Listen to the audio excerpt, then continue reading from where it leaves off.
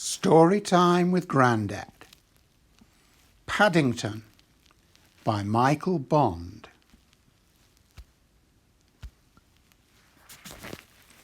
Mr. and Mrs. Brown first met Paddington on a railway platform.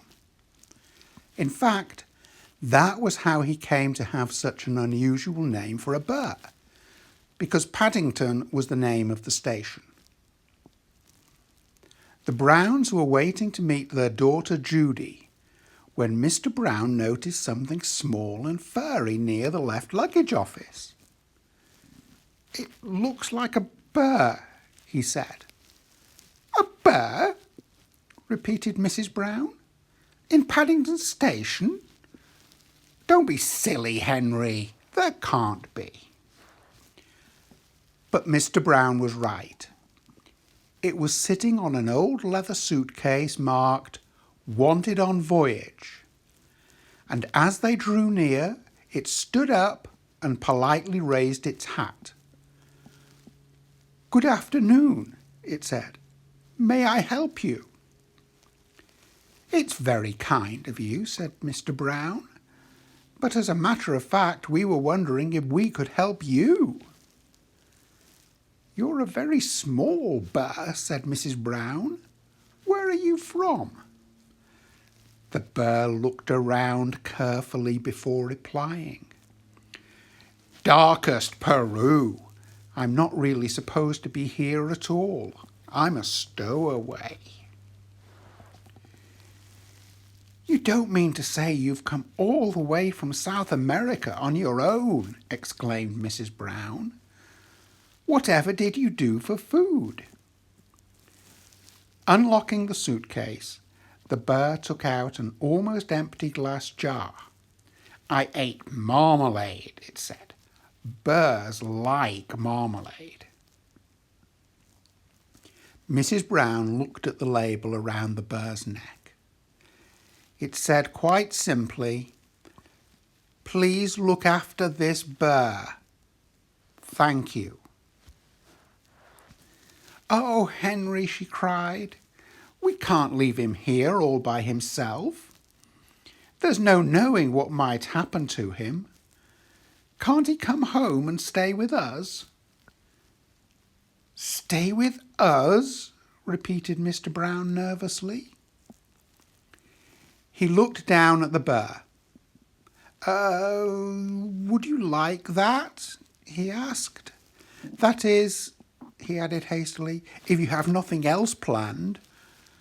"Oh, yes," replied the burr. "I would like that very much. I've nowhere to go and everyone seems in such a hurry." "That settles it," said Mrs. Brown. "Now, you must be thirsty after your journey. Mr. Brown can get you some tea while I go and meet our daughter Judy." "But Murray," said Mr. Brown, "we don't even know its name." Mrs. Brown thought for a moment. "I know," she said. "We'll call him Paddington, after the station." Paddington. The burr tested it several times to make sure. "It sounds very important." Mr. Brown tried it out next. "Follow me, Paddington," he said. "I'll take you to the snack bar." Mr. Brown was as good as his word.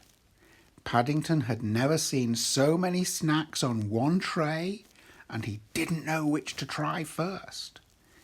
He was so hungry and thirsty that he climbed up onto the table to get a better look. Mr. Brown turned away, pretending he had tea with a burr at Paddington Station every day of his life. "Henry," cried Mrs. Brown when she arrived with Judy, "what are you doing to that poor burr?" Paddington jumped up to raise his hat, and in his haste he slipped on a strawberry tart, skidded on the cream, and fell over backwards into his cup of tea. "I think we'd better go before anything else happens," said Mr. Brown. Judy took hold of Paddington's paw. "Come along," she said. "We'll take you home and you can meet Mrs. Bird and my brother Jonathan." Mr. Brown led the way to a waiting taxi. "Number 32 Windsor Gardens, please," he said. The driver stared at Paddington. "Burrs is extra," he growled. "Sticky burrs is twice as much. And make sure none of it comes off on my interior. It was clean when I set out this morning." The sun was shining as they drove out of the station, and there were cars and big red buses everywhere. Paddington waved to some people waving at a bus stop, and several of them waved back. It was all very friendly. Paddington tapped the taxi driver on his shoulder. "It isn't a bit like Darkhurst, Peru," he announced. The man jumped at the sound of Paddington's voice. "Cream?" he said bitterly. "Cream and jam all over my coat." He slid the little window behind him shut. "Oh dear, Henry," murmured Mrs. Brown. "I wonder if we're doing the right thing." Fortunately, before anyone had time to answer, they arrived at Windsor Gardens and Judy helped Paddington onto the pavement. "Now you're going to meet Mrs. Bird," she said. "She looks after us. She's a bit fierce at times, but she doesn't really mean it. I'm sure you'll like her." Paddington felt his knees begin to wobble. "I'm sure I shall, if you say so," he replied. "The thing is, will she like me?" "Goodness gracious!" exclaimed Mrs. Bird. "What have you got there?" "It's not a what," said Judy. "It's a bear called Paddington, and he's come to stay with us." "A bear?" said Mrs. Bird as Paddington raised his hat. "Well, he has good manners, I'll say that for him." "I'm afraid I stepped on a jam tart by mistake," said Paddington. "I can see that," said Mrs. Bird. "You'd better have a bath before you're very much older. Judy can turn it on for you. I dare say you'll be wanting some marmalade too." "I think she likes you," whispered Judy. Paddington had never been in a bathroom before. While the water was running, he made himself at home. First of all, he tried writing his new name on the steam on the mirror. Then he used Mr. Brown's shaving cream to draw a map of Peru on the floor. It wasn't until a drip landed on his head that he remembered what he was supposed to be doing.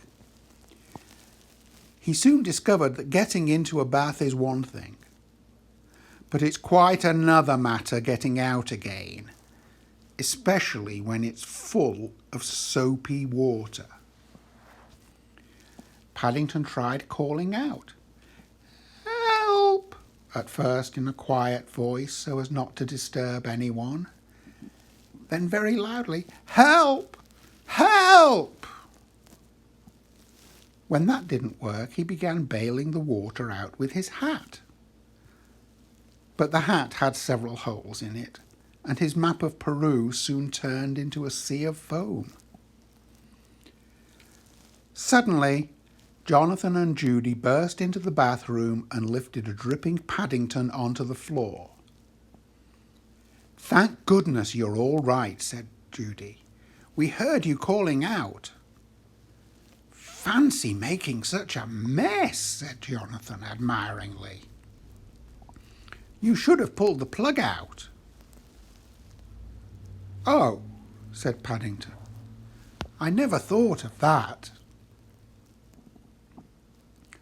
When Paddington came downstairs, he looked so clean that no one could possibly be cross with him. His fur was all soft and silky, his nose gleamed, and his paws had lost all traces of the jam and cream. The Browns made room for him in a small armchair, and Mrs. Bird brought him a pot of tea and a plate of hot buttered toast and marmalade. "Now," said Mrs. Brown, "you must tell us all about yourself. I'm sure you must have had lots of adventures." "I have," said Paddington earnestly. "Things are always happening to me. I'm that sort of a bear." He settled back in the armchair. "I was brought up by my Aunt Lucy in darkest Peru," he began. "But she had to go into a home for retired Burns in Lima." He closed his eyes thoughtfully, and a hush fell over the room as everyone waited expectantly. After a while, when nothing happened, they began to get restless. Mr. Brown tried coughing. Then he reached across and poked Paddington. "Well, I never," he said. "I do believe he's fast asleep." "After all that's happened to him," said Mrs. Brown. "Is it any wonder?"